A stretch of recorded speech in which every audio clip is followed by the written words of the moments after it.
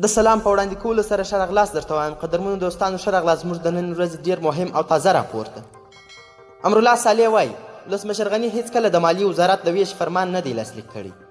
د افغان ولسمشر محمد اشرف غني لومړي مرستیال امرالله صالح هغه خبرونه چې ګواکې ولسمشر غني د مالیې وزارت په دریو برخو د ویش فرمان لاسلیک کړی دی دروغ بللی دي صالح په ټویټر لیکلی دي د ویلز په غبرګون کې لیکلی هغه فرمان چې تاسې په اړه خبرې کوئ هیڅکله نه دی لاسلیک شوی او د مالیې وزارت هیڅ برخه نه ده ویشل شوې امرالله صالح وړاندې لیکلي دي چې د مالیې وزارت په دریو خپلواکو ادارو ویشل ټولې اوازې وي او باید چې موږ د دروغو خبرو په اړه مبارزه وکړو له بلې خوا تېره ورځ د مالیې نومان او سرپرست وزیر عبدالهادي ارغندیوال خبریالانو ته کابل کې ویلي چې ولسمشر غني ټول صلاحیتونه بیرته د مالیې وزارت ته انتقال کړي